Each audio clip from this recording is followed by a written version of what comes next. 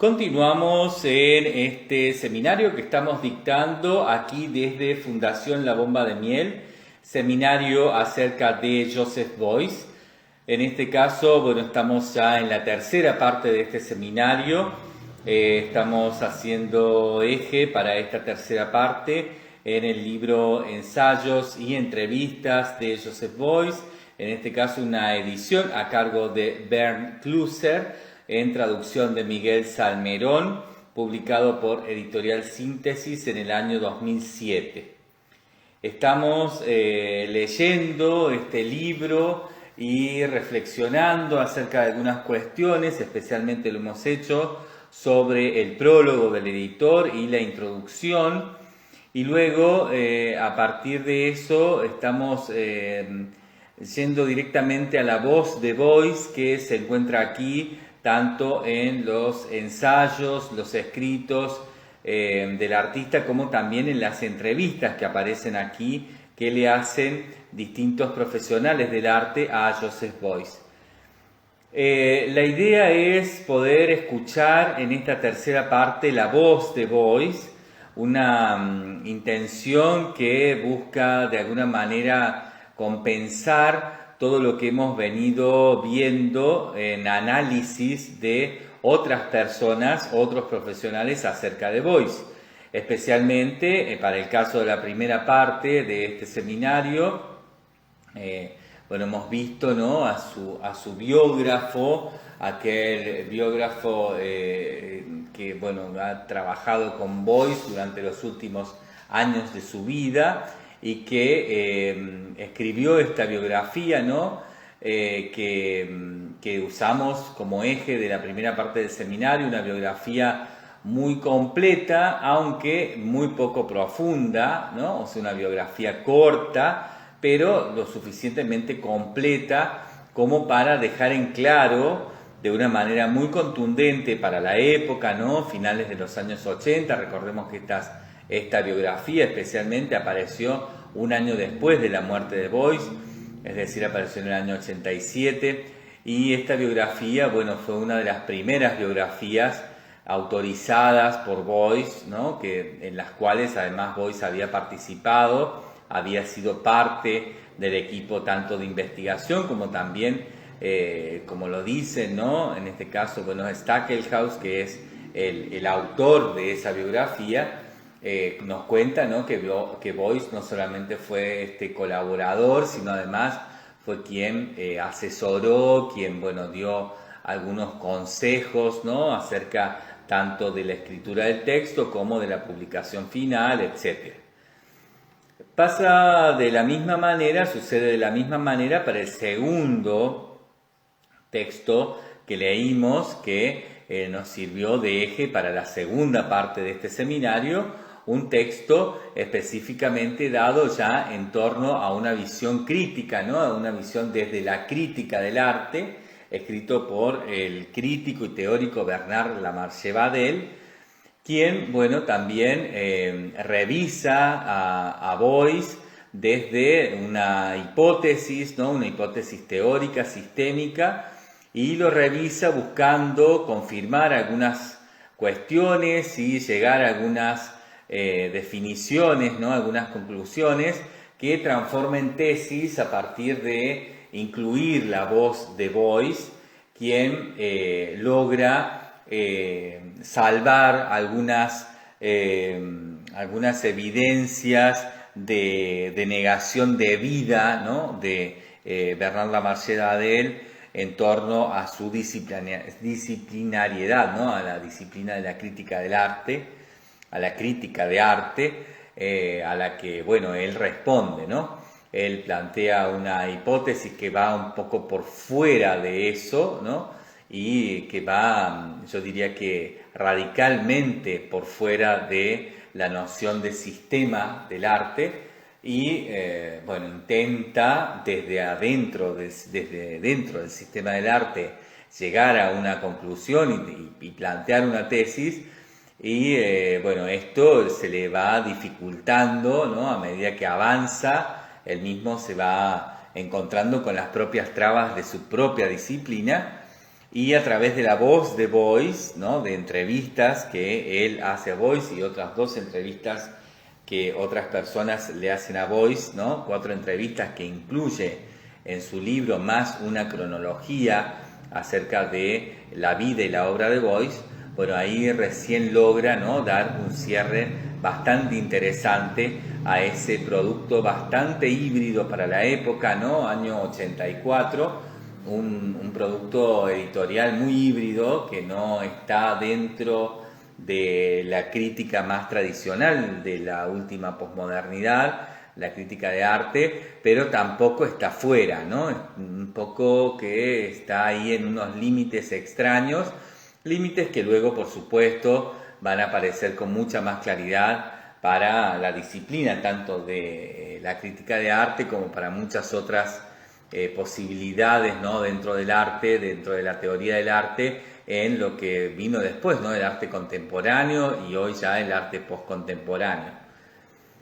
Estos 2 autores, tanto Stackelhaus como Lamarche Badel, bueno, han trabajado 2 puntos de vista bastante complementarios, que desde mi punto de vista aquí en este seminario he tratado de ir analizando conjuntamente y, bueno, de alguna forma equiparando y también transversalizando para poder encontrar algunas otras cuestiones, ¿no? Que me parecen interesantes en términos de este seminario, ¿no? Y por supuesto de mi autoría en torno a este seminario, ¿no? En torno específicamente al planteo de la investigación que nos está llevando a bueno, investigar conjuntamente dentro de esto que hemos llamado el seminario Joseph Beuys, ¿no? El primer seminario que estamos dando aquí en la Fundación La Bomba de Miel, a partir de la lectura de los libros que acerca de Joseph Beuys y escritos por el artista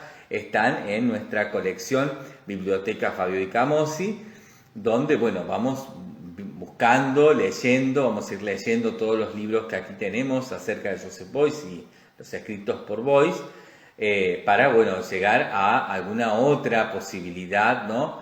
De conocimiento, de entendimiento, de razonamiento y tal vez incluso, yo diría, de intuición y de conocer a Beuys energéticamente por fuera, ¿no? de lo más estructurado, digamos, ¿no? De lo más estructurado en lo pragmático de la razón, en lo pragmático de la disciplina también, ¿no? Esa es nuestra intención. Para eso necesitamos cada tanto escuchar a Beuys, porque todas las interpretaciones acerca de Beuys, ¿no? Tanto en los textos biográficos como en los textos críticos y cualquier tipo de revisión, ¿no? Que se haga acerca de Beuys, incluso en los documentales, en términos audiovisuales o en las películas, etcétera. Todo es posible, con Beuys todo era posible, todo es posible porque Beuys claramente trabajó de una manera postverdádica, digamos, trabajó con una revisión en verdad de la verdad a la que a lo largo del tiempo, ¿no? De su vida fue conformando en lo verdadero de su obrar, ¿no? Esa verdad transformada en verdad y finalmente diseñada y establecida como lo verdadero, lo que permite son datos, ¿no? Lo que permite es obtener datos no sistémicos, sino datos en torno a problemáticas que pueden ser utilizados para cualquier tipo de razonamiento y también cualquier tipo de planteo que puede ser comprobado utilizando los mismos datos de maneras muy, muy opuestas, ¿no? O sea, a Beuys se lo puede analizar en algunas, por ejemplo, en algunas acciones o en algunas vivencias o en algunas propuestas o en obras o en distintos tipos de gestiones o de organizaciones o lo que fuere, ¿no?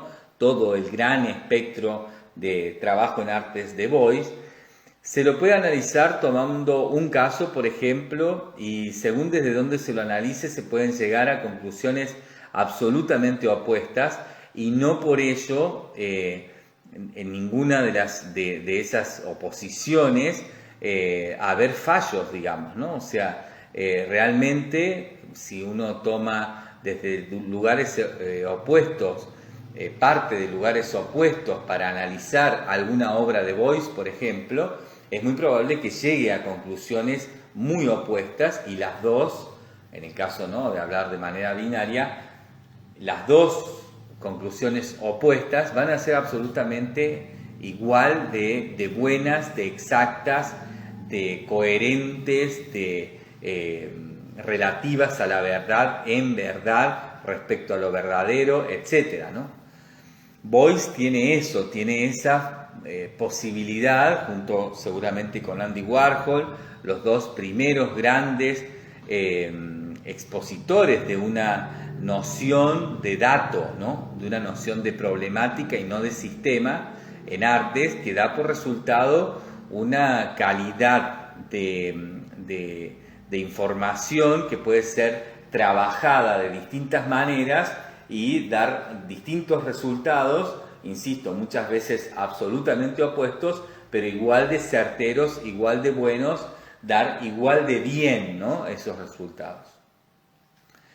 Por lo tanto, a Beuys lo podemos encontrar de todas las maneras posibles, ¿no? Tanto, igual, insisto, ¿no?, con Warhol, y lo digo porque, bueno, hemos venido viendo también, ¿no?, que Warhol es el otro gran exponente de la posmodernidad en torno a esto, ¿no?, a la primera manera clara, con conciencia y con mucho interés de instalarla, ¿no?, como establecerla en el arte, como método, como manera, como forma, incluso como teoría, ¿no?, de la posmodernidad, ¿no? Son los dos grandes artistas que han podido establecer esta forma de hacer arte en la posmodernidad y que han sido reconocidos tardíamente, ¿no? O sea, no han sido los artistas posmodernos por excelencia en la plenitud de la posmodernidad, ¿no? Han sido bastante invisibilizados, aunque muy reconocidos, muy famosos incluso, muy exitosos, pero muy poco creíbles, ¿no? Hasta mucho después de que pasó ese auge, ese momento cúlmine de la posmodernidad, ¿no? Recién en la posmodernidad tardía, que podemos entender como la posmodernidad ya en decadencia, recién empiezan a ser reconocidos porque evidentemente el tiempo venía cambiando, el arte iba cambiando, iba virando, iba moviéndose hacia algo que se venía, lo que luego se llamó arte contemporáneo, después de la caída del muro de Berlín y hasta aproximadamente el uso masivo de las redes sociales Facebook y Twitter, ¿no?, que se dio más o menos en el 2007, es decir, desde el año 89 hasta el 2007, esto que entendemos hoy como arte contemporáneo. A este arte contemporáneo, cuando se lo empezó a ver venir, ¿no?, a mitad de los años 80, se empezó a ver que el arte posmoderno estaba en decadencia y que empezaba a entrar este otro arte todavía sin nombre, ¿no?, sin definición, pero ya se veía venir algo que cambiaba, que iba con el espíritu del tiempo, ¿no? Mitad de los años 80 en adelante, el mundo en general fue cambiando en casi todos sus aspectos, diría yo, si no en todos sus aspectos, ¿no? Y el arte, por supuesto, no quedó afuera de eso. En ese sentido, bueno, se veía que ese cambio venía radicalmente a ser, en primer lugar, una crítica sobre la posmodernidad, o sea, iba a ser una revisión crítica sobre la posmodernidad, iba a ser una revisión crítica sobre los usos y abusos del arte en la posmodernidad, ¿no?, en torno a los sistemas del arte y en torno eso a hacer funcionar a los primeros grandes mercados del arte, ¿no? La primera revisión crítica iba a ser esa, ¿no?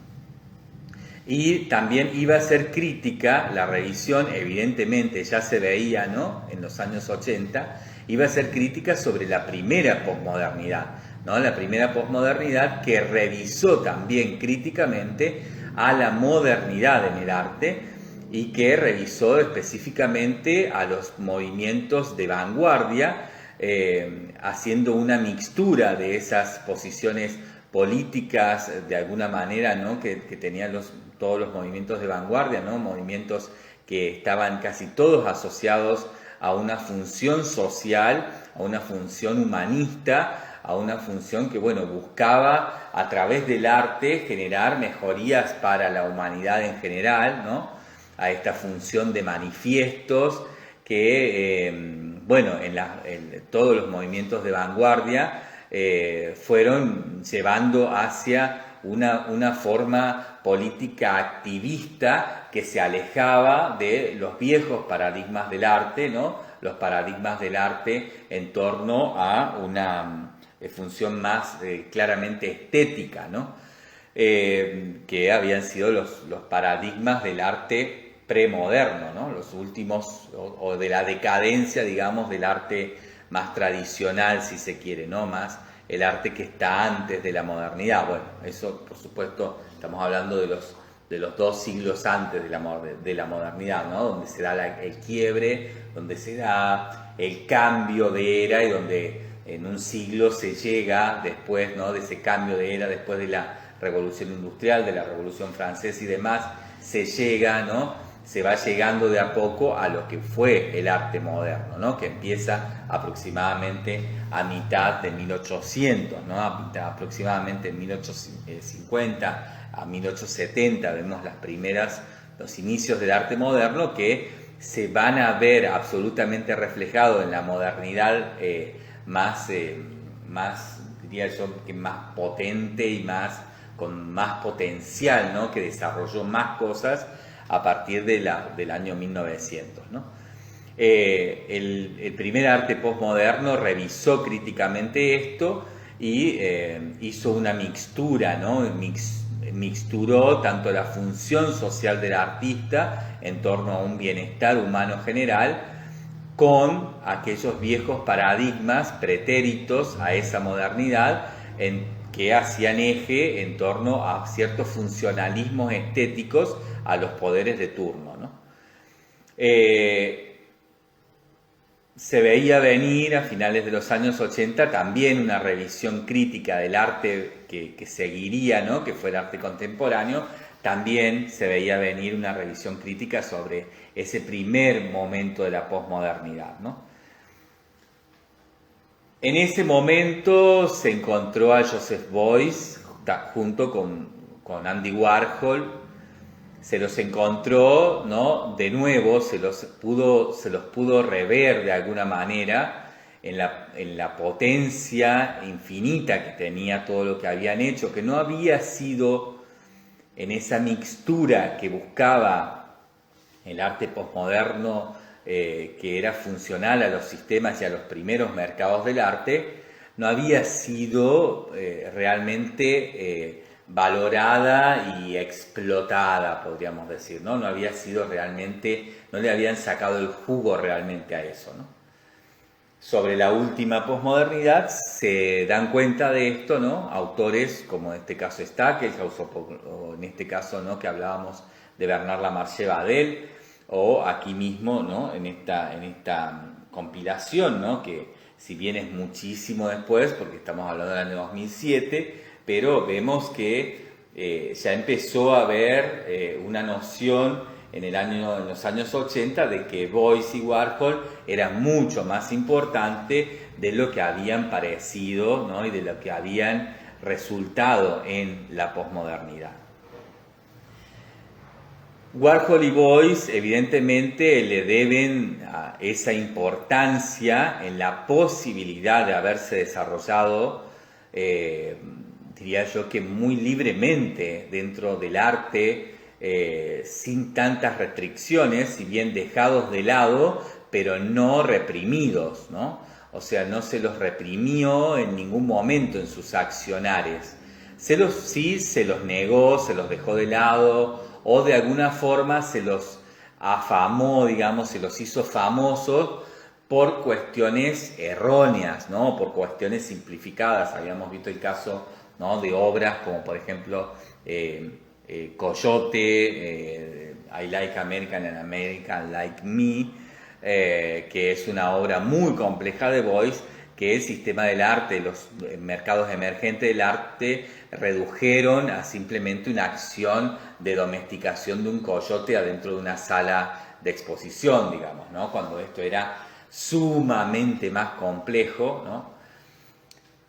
A Beuys y a Warhol se los trató un poco así, ¿no? O sea, esa gran complejidad se la reducía, se la minimizaba y se la hacía dentro de lo que el arte era una obra más, ¿no? No eran singularmente importantes, eran artistas de primera línea, eran artistas reconocidos mundialmente a nivel internacional del arte internacional de ese momento, ¿no? El arte internacional postmoderno que incluía las principales capitales europeas y Nueva York, ¿no? Estos artistas, Andy Warhol, Joseph Beuys, eran artistas del montón, digamos, ¿no? O sea, no eran grandes artistas, si bien habían tenido o tenían cada tanto momentos cumbre, eran artistas del montón, pero no de cualquier montón, ¿no? Eran artistas del montón de los 50 mejores artistas de ese mundo internacional, ¿no? O sea, eran artistas realmente muy reconocidos, pero no los más reconocidos, ¿no? No los más afamados. Y menos aún se entendía que a partir de ellos y de lo que hacían podía hacerse eje para, por ejemplo, teorizar, determinar, establecer la posmodernidad en el arte, ¿no? Eran artistas absolutamente accesorios, ¿no? La última posmodernidad los encuentra entonces realmente importantes, los encuentra realmente dentro del top 10, yo diría que los encuentra dentro del top 5 y los nombra en algún momento como los número 1, ¿no? O sea, como los artistas en donde realmente hay que hacer eje para entender qué pasó con esa crítica que se hizo en la posmodernidad de la modernidad y cuáles fueron los resultados en torno a los nuevos paradigmas que sirvieron de base para el arte siguiente, que era el arte contemporáneo, ¿no? Y ahí se encuentra a una figura que dio pie a todo esto, ¿no? Que dio pie a todo esto en torno a la posibilidad de que Warhol y Beuys hayan podido trabajar libremente, aunque tal vez no legitimados como debían en su momento, sino muy tardío, ¿no? O sea, no los legitimó la posmodernidad recién ya en los últimos años, ¿no? Diría yo que en la última década o en los últimos 5 años fueron legitimados, ¿no? Casi en el mismo momento en que ambos mueren, porque los dos mueren casi en el mismo año, digamos, ¿no? Mueren ahí con una diferencia de muy poquito tiempo. Entonces, en ese momento es cuando la posmodernidad se da cuenta de el gran valor que había tenido Warhol y Beuys para establecer ese momento, ¿no? Eso que entendemos como arte posmoderno en lo próximo por venir como base y fundamento de, bueno, lo que entendemos hoy como arte contemporáneo, ¿no? Insisto, el arte que va desde la caída del muro de Berlín hasta el inicio del uso masivo de las redes sociales web, ¿no? Warhol y Beuys entonces pudieron manejarse así, ¿no? Tan arbitrariamente libres, porque se manejaron muy libremente, y tener sus éxitos moderados, aunque dentro de los artistas más famosos y reconocidos de ese mundo internacional del arte, ¿no? Dentro de una élite bastante pequeña, ¿no? O sea, estamos hablando de muchos países, de muchas capitales, con muchos artistas que daban por resultado una élite de grandes consagrados que no era de más de 50 nombres, ¿no? Pero en estos 50 nombres había podríamos decir que había una élite adentro, ¿no? Y esta élite adentro era ese top 5, ese top 10, digamos, ¿no? Los 10 primeros, los 5 primeros, ¿no? O los 10 mejores o los 5 mejores entre esos 50 mejores, ¿no? Warhol y Beuys no participan entonces durante la gran parte de toda esta primera posmodernidad crítica y la posmodernidad en la cumbre, ¿no? La posmodernidad, el éxito rotundo de ese proyecto y de esos planteos, ¿no? Del arte posmoderno. Pero, aunque no participan, ¿no? De ese top 10, están dentro de esos 50, ¿no? Mejores artistas del mundo, y lo hacen desde muy temprana edad, digamos, muy prontamente, apenas empiezan a trabajar. Warhol y Beuys son reconocidos, ¿no? Son reconocidos bastante outsider, y así se los reconoce hasta el final entonces de la posmodernidad, como importantes, interesantes, respetados, pero legitimados outsiders, ¿no? No están dentro de los primeros 10 ni de los primeros 5 y no van a llegar ahí porque no están haciendo las cosas bien, porque no están dentro del sistema del arte, ¿no? Sino que se manejan entrando y saliendo con una libertad absoluta que muchas veces se entiende como un juego de desprecio, como un juego de crítico irónico, y en el caso de Beuys además sarcástico y bastante despectivo, ¿no? Entonces, bueno, en esto, ¿no? Bueno, hay un gran respeto para todo ese juego, pero bueno, a nadie le gusta que desde adentro de la propia disciplina se trate de idiotas al resto, digamos, ¿no? O sea, esto era lo que un poco hacía Beuys, ¿no? Jugaba a eso constantemente, se reía de todo eso. Y Warhol, un poco más medido, porque tal vez un poco más tímido en su personalidad, también lo hacía, ¿no? También lo hizo claramente. Todo esto se lo deben entonces, esta libertad que tenían, aún no ser reconocidos en el top 10, pero ser, no obstante, valorados dentro de los 50 artistas mejores del mundo, se lo debían a Marcel Duchamp, ¿no? Marcel Duchamp, el gran artista moderno, que no trabajó esencialmente en torno a las vanguardias, si bien se lo asocia en algunos momentos, yo diría que en relación específicamente a algunas obras. Marcel Duchamp nunca fue partícipe específicamente de ninguna vanguardia, ¿no? O sea, de estos movimientos de vanguardia, para mejor decirlo, perdón. No participó activamente de ningún movimiento de vanguardia, más allá de haber tenido participaciones que fueron interesantes, ¿no? Como el caso del surrealismo, el caso incluso, se podría decir, del dadaísmo, es donde más híbrido está todo, ¿no? O en el caso del cubismo, si se quiere, ¿no? Algunos que lo quieren ahí porque hizo algunas obras cubistas y que fueron interesantes, y sí, realmente sí, pero bueno, no fue parte del movimiento cubista, ¿no? No fue parte de la vanguardia del cubismo, no fue parte de la vanguardia de ningún tipo de dadaísmo o de surrealismo, o incluso, bueno, se lo también asoció al futurismo. Ninguno de esos movimientos fueron realmente una posibilidad institucional de trabajo activista para Duchamp, digamos, ¿no? Duchamp trabajó bastante solo, iba y venía, entraba y salía, y no fue reconocido en su tiempo, no fue valorado en su tiempo, más que como esto, ¿no? Como una especie de flaner, como una especie de personaje que iba y venía, ¿no? Como una especie de errante en el arte, que bueno, cada tanto implicaba, ¿no? Una aparición estruendosa, pero sin mayores posibilidades, ¿no? Más que un éxito fugaz, por decirlo de algún modo, ¿no? Duchamp lo comprende claramente esto, comprendió que no era una época en la que él pudiera hacer lo que estaba haciendo, ¿no? En términos de sistema, en términos de arte, para la definición dentro del arte, ¿no? Entendió claramente que lo que él estaba haciendo era algo que iba a quedar por fuera durante mucho tiempo, y seguramente hasta que algunos vinieran y retomaran eso y lo continuaran, ¿no? Estos algunos que vinieron y retomaron esto fueron justamente Andy Warhol y Joseph Beuys.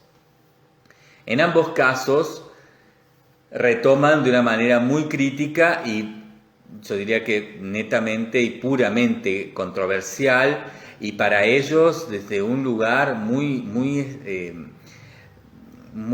perturbador, ¿no? La figura de Marcel Duchamp. Marcel Duchamp para Warhol y para Beuys fue realmente esa figura que estuvo ahí presente, porque además estuvo presente hasta momentos en que ellos hicieron grandes apariciones en el arte, ¿no? Recordemos que Duchamp muere a finales de los 60 y para ese entonces tanto Warhol como Beuys ya habían hecho apariciones estruendosas en el arte, ¿no?